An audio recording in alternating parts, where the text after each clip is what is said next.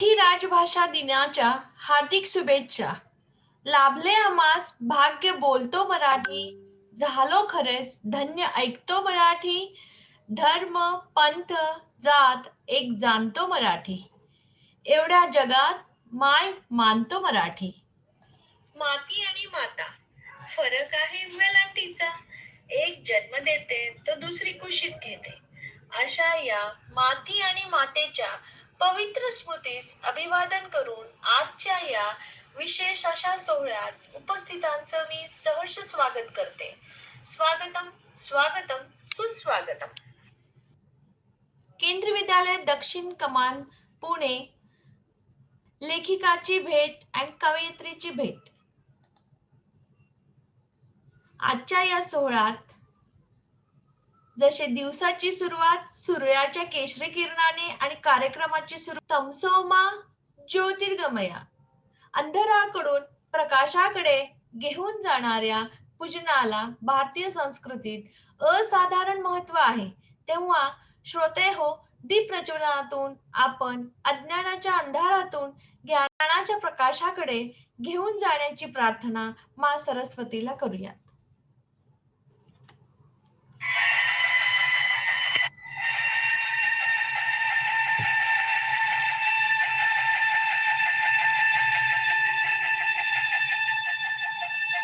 शुभं कुरुत्वं कल्याणम् आरोग्यं धनसम्पदः सम्पदः शत्रुबुद्धिविनाशाय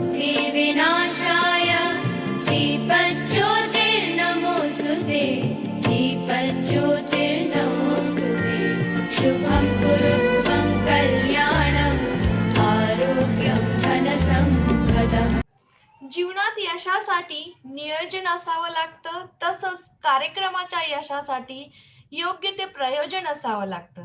जाणून घेऊयात आजच्या कार्यक्रमाच्या प्रयोजनाची पार्श्वभूमी म्हणजेच कार्यक्रमाचं प्रास्ताविक. मराठी राजभाषा दिन या दिवसाची शिदोरी घेऊन येत आहे केंद्रीय विद्यालय दक्षिण कमान ग्रंथालय पुणे. लेखिका आणि कवयित्रीची भेट डॉक्टर पल्लवी परुळेकर बनसोडे यांची भेट. मराठी भाषा आहे महाराष्ट्राची शान. मराठी भाषा आहे महाराष्ट्राची शान. भजन कीर्तन भारूड ऐकून जाते हरपून भान. भजन कीर्तन भारूड ऐकून जाते हरपून भान. काना मात्रा वेलांट्याचे मिळाले आहे वान. काना मात्रा वेलांट्याचे मिळाले आहे वान. साहित्य आणि इतिहासातही आहे खूप मान. अशा या मराठी भाषेचा बाळगूया गर्व.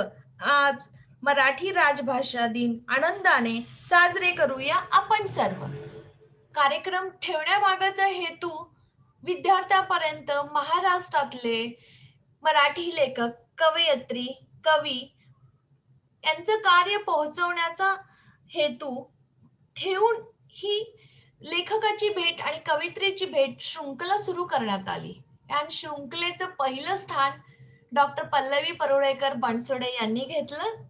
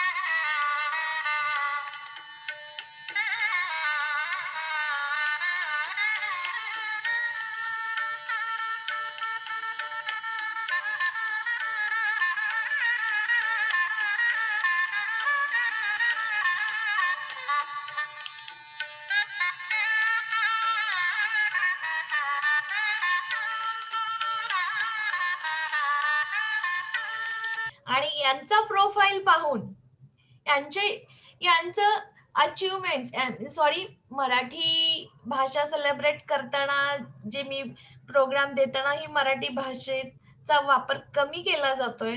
कारण हेच आहे मराठी भाषा सेलिब्रेट करण्याचं, मराठी भाषा साजरा करण्याचं. म्हणजे दिवसेदिवस आपल्या भाषेवर इंग्रजी आणि हिंदी भाषेचं प्रभुत्व आलेलं आहे. तर आजच्या दिवशी आपल्याला ते आठवण करून देत आहे, की आपण आपल्या मातृभाषेचा वापर केला पाहिजे. तर याच भाषेचा वापर, प्रचार, प्रसार करण्यासाठी हा कार्यक्रम आयोजित करण्यात आला आहे आणि या कार्यक्रमामध्ये डॉक्टर पल्लवी मॅडमचं जेव्हा प्रेझेंटेशन मी बनवत होते, जशी-जशी माहिती मॅडमकडनं मिळत होती, त्या माहितीवरून एवढं लक्षात आलं, की ही व्यक्ती लेखिका आहे, कवयित्री आहे, समाजसेवक करती आहे, विश्वशांती दूत आहे, आंतरराष्ट्रीय विचारवंत युवा पिढीची मार्गदर्शक आहे.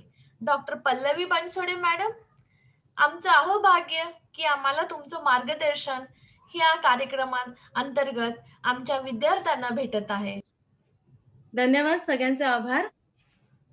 खरं तर आज खूप छान दिवस आहे. म्हणजे असं म्हटलं जातं, की महाराष्ट्राच्या राजधानीत मंत्रालयासमोर मराठी भाषा डोक्यावर समाज मान्यतेचा मुकुट घेऊन उभी आहे. परंतु तिची वस्त्रे फाटकी आहेत. असे जागतिक मराठी परिषदेच्या पहिल्या अधिवेशनाच्या अध्यक्षपदावरून म्हणणारे ज्ञानपीठ विजेते, साहित्य अकादमीचे पुरस्कार तसेच महाराष्ट्र शासनाचे पुरस्कारांनी पुरस्कृत असे आपले सगळ्यांचे लाडके कवी वि.वा. शिरवाडकर उर्फ कुसुमाग्रज यांचा आज जन्मदिवस आणि या जन्मदिवशी तुम्ही सगळ्यांनी मला आमंत्रित केल्याबद्दल मनस्वी आभार. हां. खरं तर केशव सुतांपासून सुरू होणाऱ्या परंपरेतला हा तेजस्वी तारा म्हणजे स्वयंप्रकाशित तारा असं ज्याला म्हटलं जातं. असा हा स्वयंप्रकाशित तारा की आकाशगंगेत कुसुमाग्रज या नावाने जो तारांकित आहे असा हा तारा. आणि खरं तर हे कवीचं किती मोठं वैभव आहे किंवा एखाद्या कवीला एक इतका छान सन्मान मिळणं ही खूप मोठी गोष्ट आहे.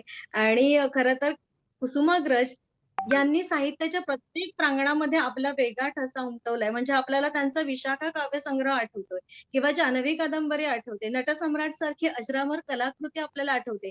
म्हणजे काही वेळेला असं म्हटलं जातं, की वि.वा. शिरवाडकरांनी फक्त नटसम्राट जर नाटक लिहिलं असतं तरी ते साहित्य सगळं व्यापून गेले असते असं.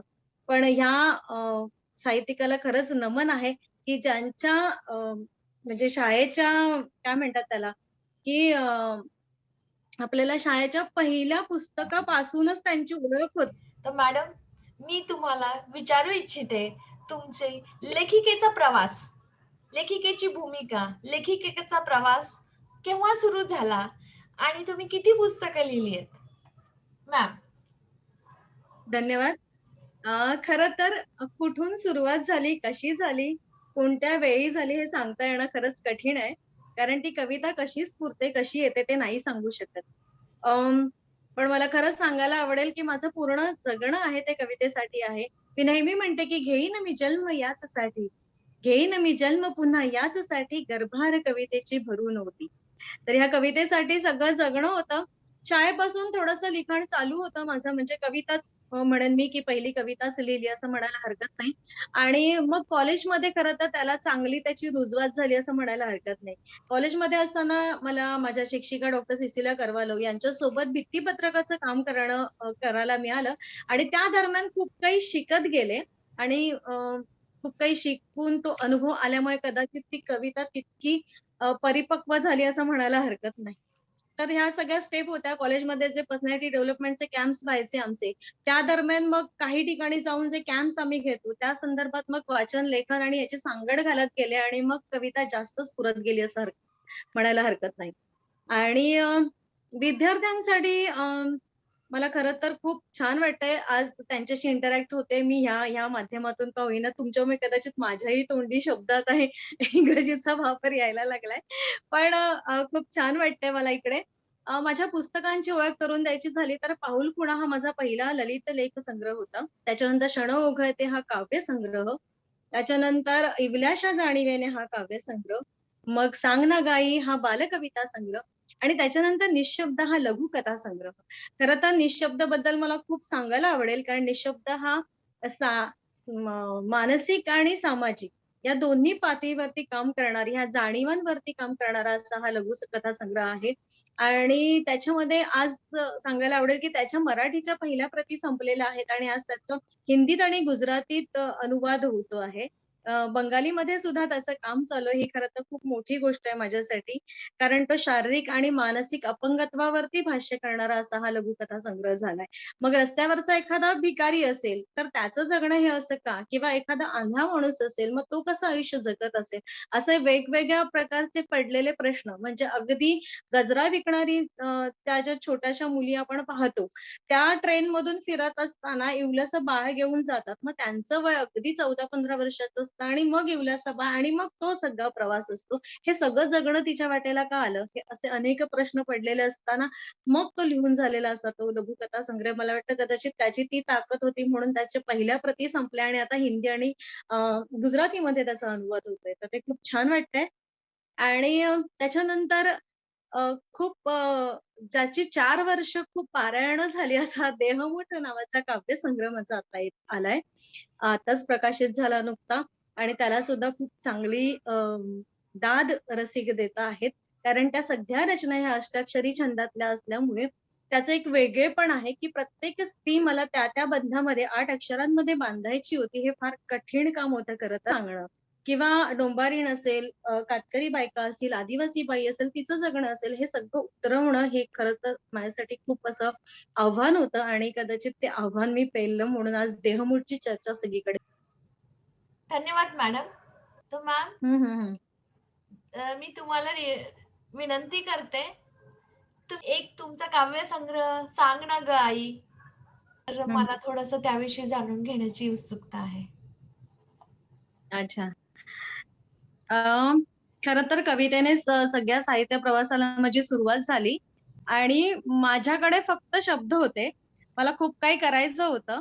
शिक्षण एक असं माध्यम होतं, की ज्याच्या मार्फत मी पुढे जाऊ शकत होते आणि कवितेचे शब्द असल्यामुळे काहीतरी करण्याची उर्मी असते आणि मला नेहमी असं वाटतं, की कुणीतरी टिंब द्यावा लागतो, तेव्हा त्याची रेषा बनते आणि ते काम थोडंसं झालं माझ्याकडून, की मला काहीतरी वेगळं करायचं होतं. म्हणून मी बॉर्न टू विन हे लक्ष्यवेध प्रशिक्षण क्रम हा जॉइन केला आणि त्याच्यामध्ये मी 70 बिझनेसमन होते. त्याच्यामध्ये मी माझं वेगळेपण दाखवलं आणि तिथली ट्रॉफी अचीव्ह केली.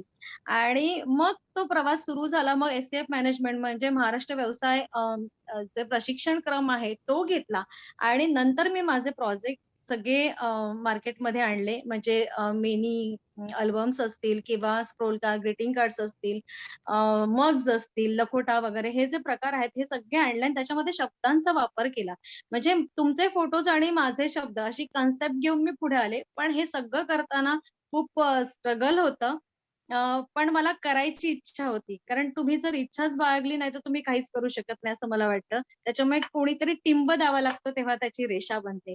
आणि असा हा कवितेचा प्रवास होता. सांग ना गाई ह्या पुस्तकाबद्दल तुम्ही मला विचारलत, तर खरं तर बालकविता संग्रह हा माझा पिंड नव्हता.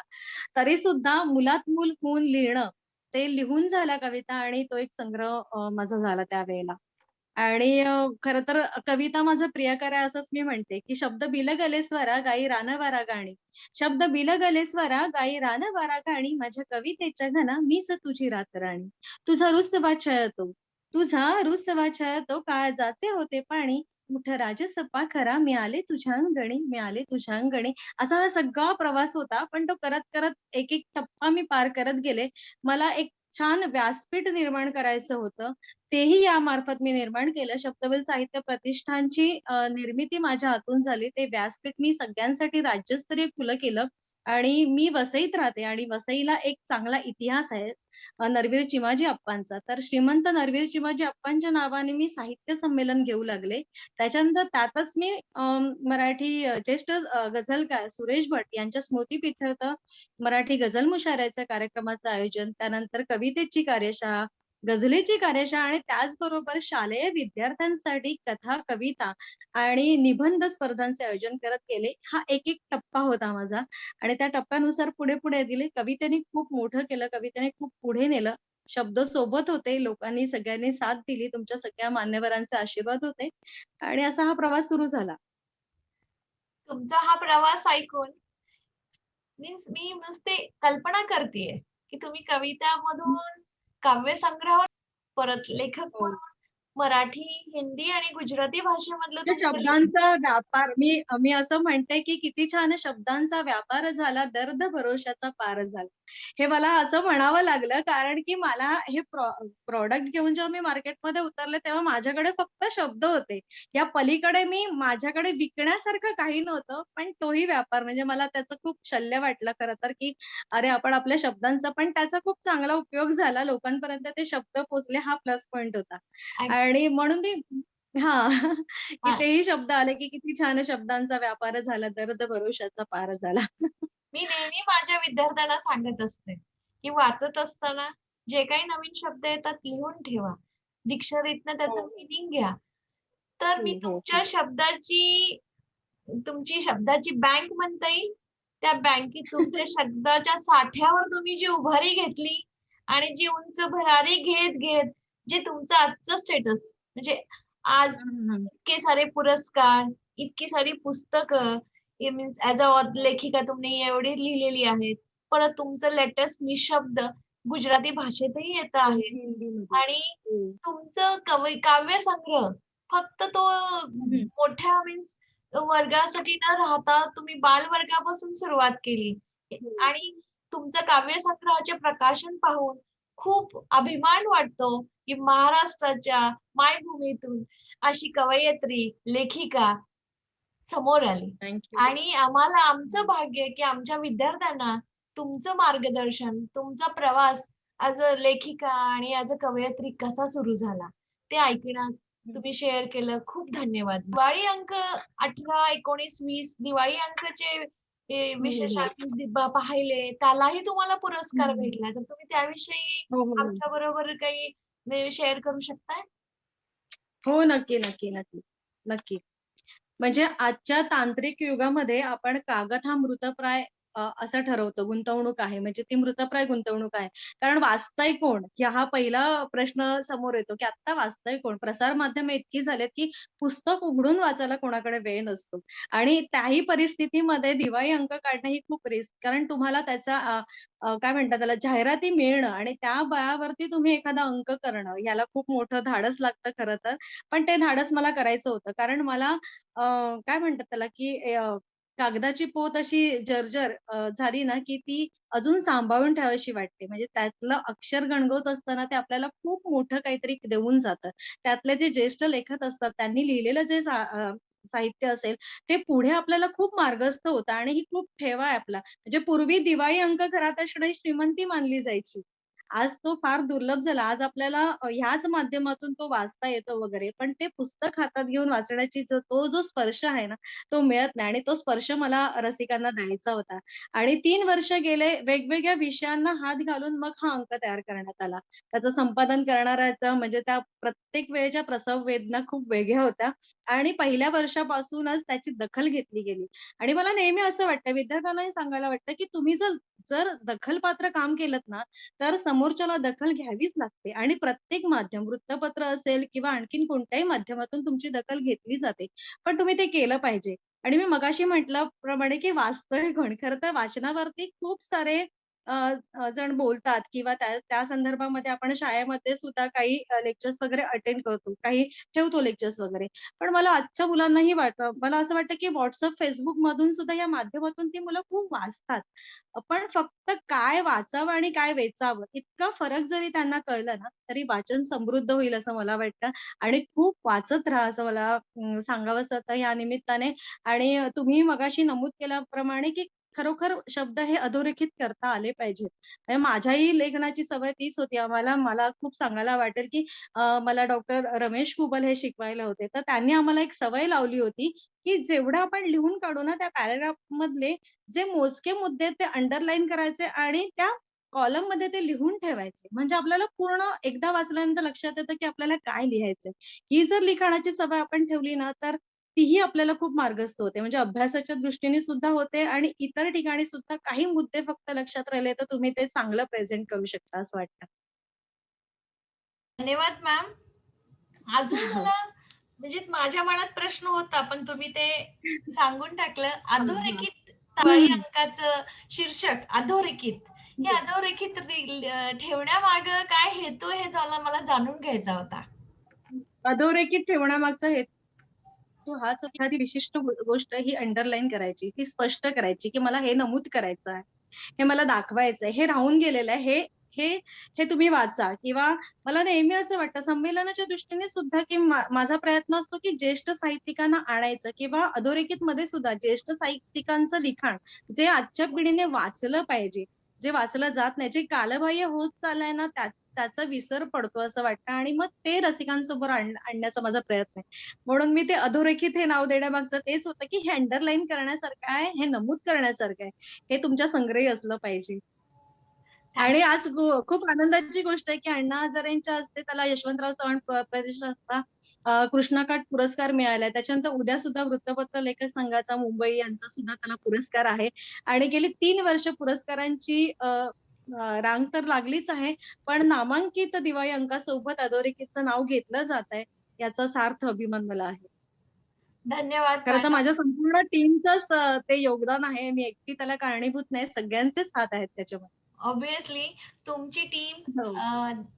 अधोरेखित दिवाळी अंक 2018, 19 आणि 20 ही हॅट्रिक हं. आहे.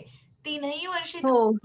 तुमच्या दिवाळी अंकाला आणि एवढे पुरस्कार भेटलेत आणि दिवाळी हो. अंकाचं जे आणि तिन्ही वर्षी पद्मश्रींचा म्हणजे काय म्हणतात त्यांचा हस्त लागलाय त्याला. सुरुवातीला नादू महानोर, पद्मश्री नादू महानोर यांचा हात लागला आहे. त्याच्यानंतर पद्मश्री मधु मंगेश कर्णिक. त्याच्यानंतर पुरस्कार सुद्धा पद्मश्री नारायण सुर्वे अकादमीचा त्याला मिळालेला अधोरेखितला. मी म्हणते की हा स्पर्श सुद्धा फार महत्वाचा असतो.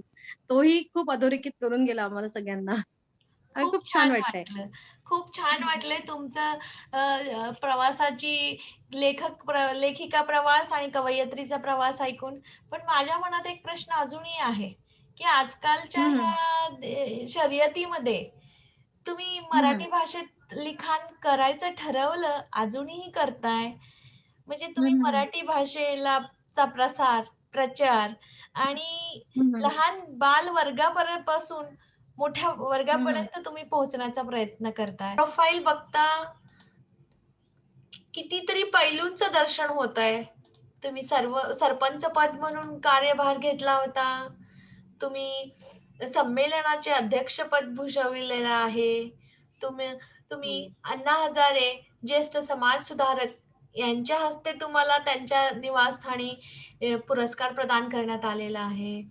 इव्हन अधोरेखितला कृष्णकाठ पुरस्कार मीन्स एवढे हं, हं, पुरस्कार हं. पाहता माझ्या मनात खूप सारे प्रश्न येतात आहे. घरापर्यंतची तुमची ही अचीव्हमेंट्स, एवढे अवॉर्ड्स, एवढ्या तुमच्या काव्यसंग्रह, त्यांचे प्रकाशन, विविध मान्यवरांबरोबर प्रोग्राम्स हे सगळं पाहून मन भरून आलंय आणि खूप सारी उत्सुकता आहे जाणून घेण्याची. हं, विद्यार्थी जीवनामध्ये हं. ज्या पहिलीच्या वर्गापासून ऐकलेल्या त्या हं, कॉलेजच्या हं. वर्षापर्यंत आपण जर आठवण हं, हं. करतो, तर आपल्याला ते दिवस आठवतात, जे आपल्या हो. बालपणी कवितेचं वर्णन शिक्षकाने हं, हं. कशा पद्धतीने केलं होतं आणि त्या वर्णनामुळे विद्यार्थी त्या जगात कसे पोहोचले. एकूण एक शब्दाचं इमॅजिनेशन मीन्स हं, आपण हं. जे शब्द कानात पडताच आपल्या डोळ्यासमोर जे चित्र तयार होतं, ते तुमची कविता ऐकताच मला माझे बालपणचे दिवस आठवले. धन्यवाद मॅडम. हो. आज आपण ह्या ऑनलाईन माध्यमातून भेटत आहोत. कोविड पॅन्डेमिकमुळं आत्ताच्या हं, सगळे हं. कार्यक्रम, सगळे हो. स्कूल असो, कॉलेज असो, सगळ्यांचा प्लॅटफॉर्म काम करण्याचा बदललेला आहे. हो. ॲक्चुअली मराठी भाषेचा वापर कमी होतोय, ते तुम्ही माझ्या बोलण्यातनं पण ओळखू शकताय. कारण मराठी शब्द बोलताना मलाही कष्ट घ्यावे लागतात, की मला मराठी शब्द आठवत नाहीयेत बोलताना. मराठी हं, हं, भाषा हं. साजरा करण्याचा दिवस येतो म्हणजे आपण मराठी भाषेचा वापर कमी करतोय. वापर पुरेसा नाहीये. आता माझं एक नाहीये. खरं तर मला इथे सांगायला आवडेल, की खरंच हे दुर्दैव आपलं आहे, की आपल्याला मराठी भाषा दिन साजरा करावा करावा लागतोय. लागतोय. खरं तर ही आपली मातृभाषा आहे, त्याच्यामुळे ती आपल्याला आलीच पाहिजे. म्हणजे बाकीच्या भाषा शिकता येतात आपल्याला. पण जी आपल्या पोटातूनच, आईच्या पोटातूनच जी भाषा आपल्याला शिकायला मिळालेली आहे, ती आपली मातृभाषा आहे आणि त्या भाषेचा विसर पडू नये असं सारखं वाटतं. आणि रिसेंटली नॅशनल हं. एज्युकेशन पॉलिसी जी सी-ओ-पी हं, पुणेने हं. कंडक्ट केली होती आणि मी 2 हं, दिवसापूर्वीच हं. ती अटेंड केली. त्यामध्ये त्यांनी मराठी भाषेचा वापर मीन्स मातृभाषेचा वापर मीन्स हं, हं. मातृभाषेचा वापर कन्सेप्ट इझिली समजण्यासाठी करण्यात यावा. बऱ्याचशा ॲक्टिव्हिटी मातृभाषेत घ्या, असे त्यांनी सजेस्ट हं, केलंय. हं. आणि आमचं बरोबर. पाहता तर आमचं हे सेंट्रल गव्हर्नमेंटचं एच-आर-डी मिनिस्टर हां. एज्युकेशन एरवी आणि मिनिस्ट्रीच्या ओके. अंडर येतं आणि आमच्याकडे हं, हं. बायलिंग्वल म्हणजे हिंदी आणि इंग्लिश ह्या 2च भाषा आहेत. ओके. पण माझं भाग्य असं, की मला पोस्टिंग जे भेटलं ते महाराष्ट्रात भेटलं. मग मराठी हो. भाषा आणि रिजनल लँग्वेज मुलांच्यामध्ये हं. आपसात यावी, मराठी भाषेचा प्रचार व्हावा, मराठी भाषातून हं. मुलांच्यापर्यंत मराठीचे लेखक आणि मराठीचे कवयित्री, कवी पोहोचले पाहिजेत. हां. पोहोचावेत. तर हा कार्यक्रम हो. ठेवण्यामागचा हेतू एक होता, की मुलांपर्यंत मराठी भाषाचं साहित्य पोहोचवणं, मराठी हो. भाषाचे लेखक, कवी पोहोचवणं आणि लेखक, हं, कवी हं. पोहोचवताना त्यांचा प्रवास कसा सुरू झाला, हा हं, हं. पोहोचवण्याचा हेतू आहे. ह्या हेतूतून असं केला, की हं, लेखकाचा हं, हं. प्रवास ऐकून, लेखकाचं बालपण ऐकून, लेखकाचं हं, हं. प्रवासाची सुरुवात कशी झाली आणि कुठेपर्यंत पोहोचले, हे जर मुलांनी हं, हं. ऐकलं तर त्यांना त्या भाषेची, त्या हो. लेखनाची आवड निर्माण होईल. तर हो, मला हो, हो. असं प्रयत्न करते. तर मला असं विचारायचं आहे, की तुमचा प्रवास लेखिका म्हणून पहिले सुरू झाला का कवयित्री म्हणून पहिले सुरू झाला? कवयित्री म्हणून पहिले सुरू झाला. ओके.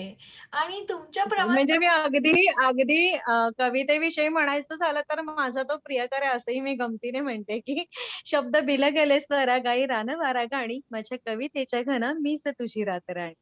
तुझा वाह! रुसवा छळतो काळजाचे होते पाणी, उठ राजसपा खरा मी आले तुझ्या अंगणी.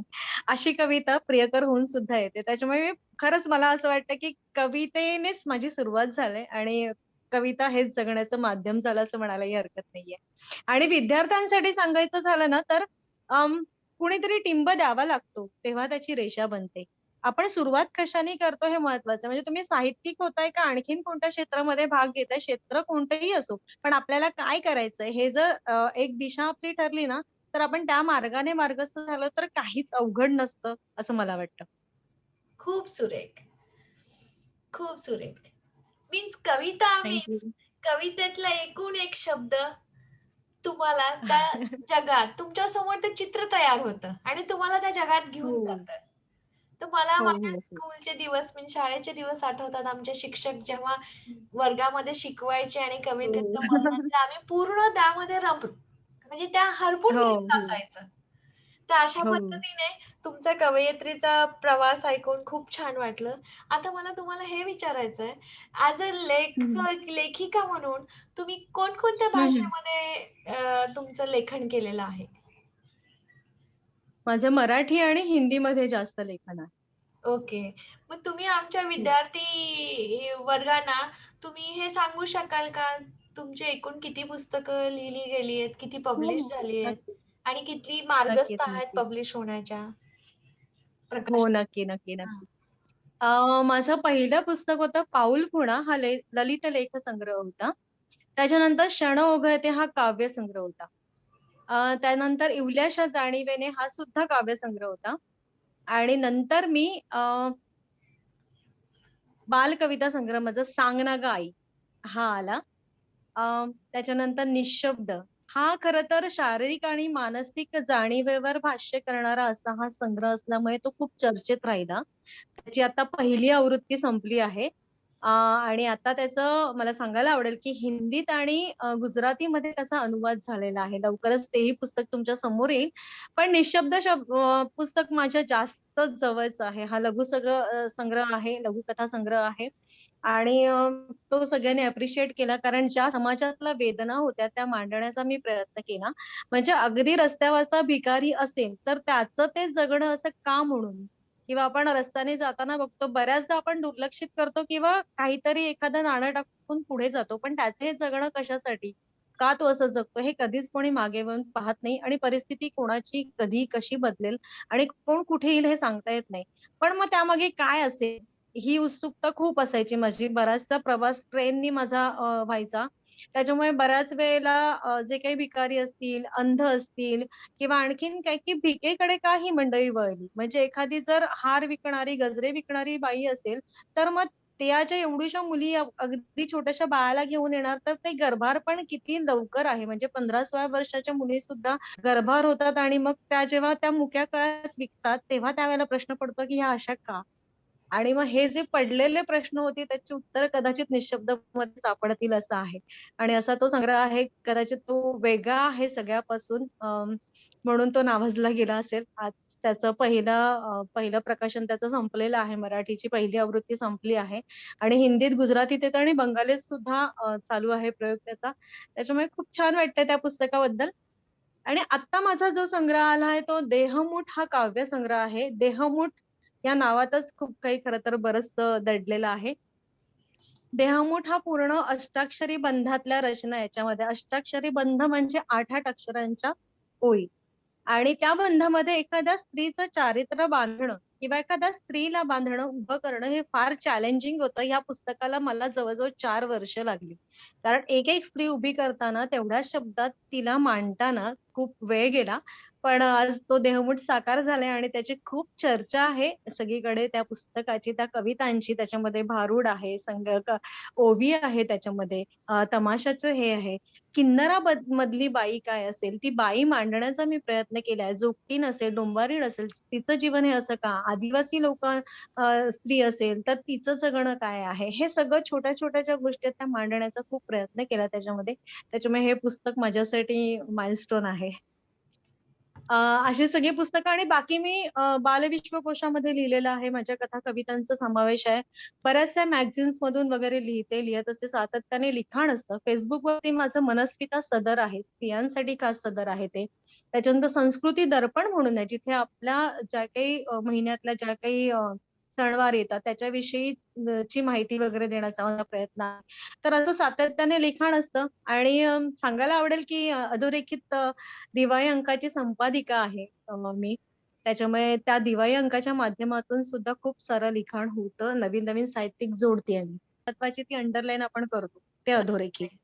तर मला दिवाळी अंकाच्या माध्यमातून मला काही राहिलेले जे विषय होते ते समोर आणायचे होते. खरं तर ह्या बदलत्या तांत्रिक युगात कागद हा मृतप्राय गुंतवणूक असल्याचे भासते. म्हणजे कोणी आता सहज WhatsApp, Facebook उघडलं की त्यांना सगळं वाचायला मिळतंय. पण आपण एखादं पुस्तक उघडल्यानंतर त्याचा जो सुगंध आहे तो अनुभवता येत नाही आपल्याला. किंवा पूर्वी दिवाळी अंक घरात असणं ही श्रीमंती मानली जायची. तर बरोबर. ते आता नाही दिसत आहे. मग जे कालबाह्य आहे ते टिकवून ठेवण्याची तळमळ कुठेतरी आतमध्ये होती म्हणून अ, अधोरेखित सारखा दिवाळी अंक काढण्याचा विचार आला आणि मला असं वाटतं, की कागदाची पोत जुनी किंवा जर्जर झाली ना, तरी त्याच्यावरील अक्षर अलंकार श्रीमंत करून जातात. म्हणजे जुन्या लेखकांच्या विचारांची बैठक आपल्याला समृद्ध करून जाते. आजही आपण जुनं लेखन वाचल्यानंतर आपल्याला काहीतरी गवसतं. नवीन काहीतरी मिळतं, नवीन काहीतरी लिहिण्याची एक काय म्हणतात त्याला, एक संधी मिळते किंवा आपण आणखीन ह्याच्यापेक्षा चांगलं काय देऊ शकू का?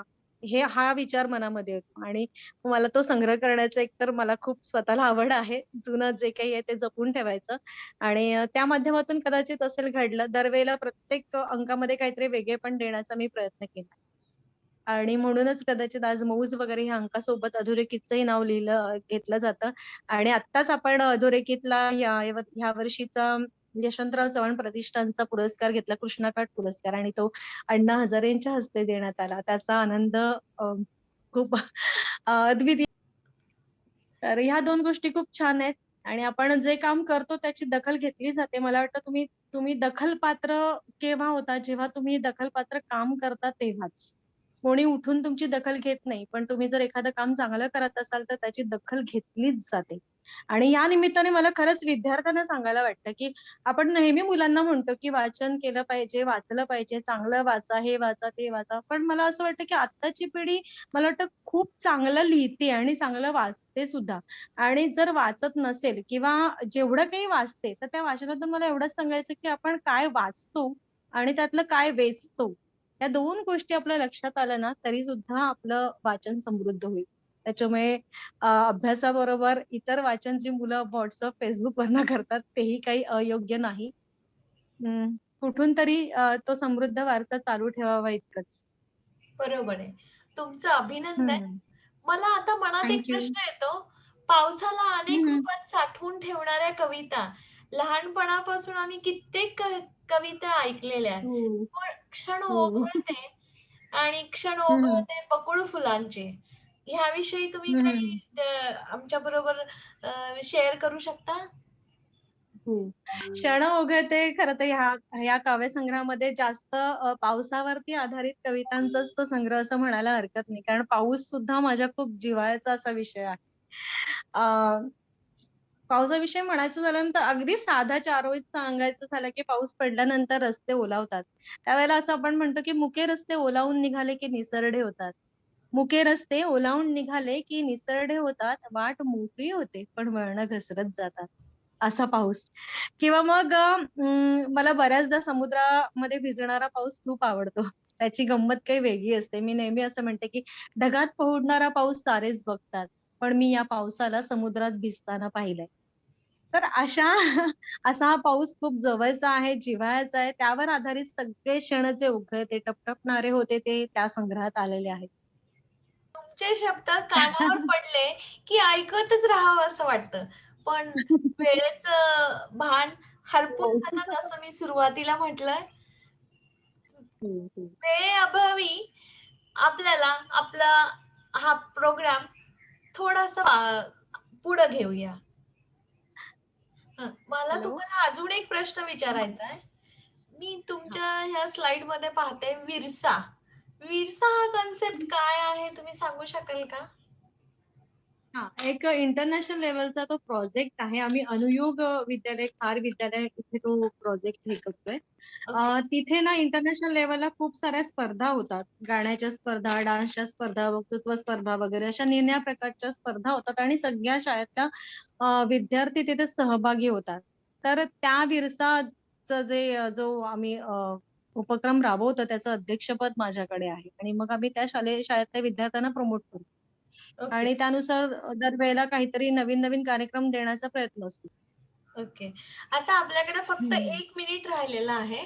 तर मला पल क्रिएशनचे हे प्रॉडक्ट्स आणि mini matches size album calendar, हं, हं, लखोटा, हं. ग्रीटिंग, एन्व्हलप पट्टी, हं. शर्ट, मग्स जसं वेळेचं बंधन आणि टेक्नॉलॉजीचं इश्यू तर ह्या गोष्टीमुळे आपण परत डिस्कनेक्ट झालो होतो. हं. सध्याच्या ह्या व्हर्चुअल वाचन पद्धती, व्हर्चुअल वाचन सवयी आणि पॅन्डेमिकची सिच्युएशन पाहता आपल्यासाठी दुसरा कुठलाही पर्याय उरला नाही. हं. फिजिकली ट्रॅडिशनल पद्धतीने म्हणजे अ, जसं आपण पुस्तक घेऊन वाचायचो, तो पुस्तक हो. वाचण्याचा फील. हं. आता डिजिटल हो. वाचनाच्या सवयी आपण खूप सारे प्रोग्राम वाचनाची आवड निर्माण करण्यासाठी आम्ही करतो. त्यामध्ये ही हं. लेखिकेची भेट, कवयित्रीची भेट हा एक आहे, जे मुलांची वाचन हो. संस्कृती वाढली पाहिजे. तर हं, हं. वाचन संस्कृती वाढण्यासाठी आणि सध्याच्या व्हर्चुअल मोडचं वाचन जे आहे, हं, हं, त्याच्यासाठी हं.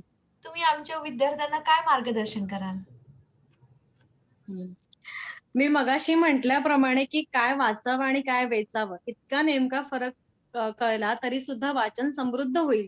पण मला सांगायला वाटतंय, की आपण म्हणतो ना, की मुद्दे हे नोट डाउन करून ठेवले पाहिजेत. जे वाचत असताना हातात पेन घेऊन लिहून ठेवलेलं जे असतं ना, ते एकदा कागदावर उतरवलं तरी ते लक्षात राहतं. नुसतं वाचून अंडरलाईन करणं नाही, तर ते कागदावर उतरवणं हे जास्त महत्वाचं असतं. तर ती सवय मुलांनी स्वतःला लावून घेतली पाहिजे, की अरे हे महत्वाचं आहे. हा मुद्दा आपण लिहून काढला, तर तो स्मरणात राहणार आपल्या कायम.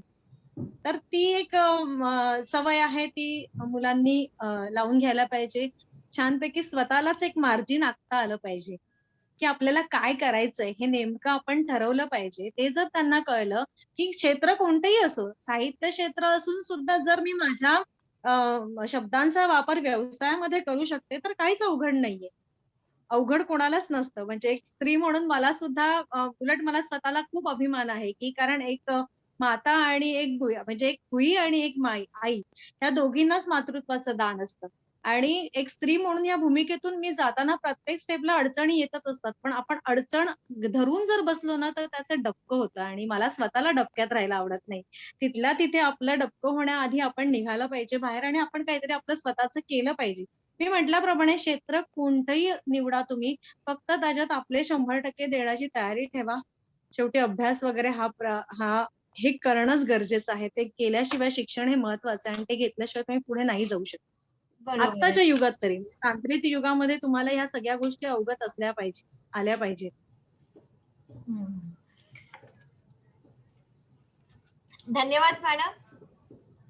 ऍक्च्युली धन्यवाद. वेळेचं बंधन, पण हे जाणून घेण्याची जिज्ञासा, घराच्या उंची एवढी तुमची भरारी, ह्या सगळ्या गोष्टी पाहता तुम्ही आमच्या विद्यार्थ्यांसाठी आज जो मौल्यवान वेळ दिला ते त्यासाठी मी 1-2 मिनिटं फक्त बोलले तर चालेल का? हा प्लीज मॅम प्लीज. शेवटाकडे जाताना.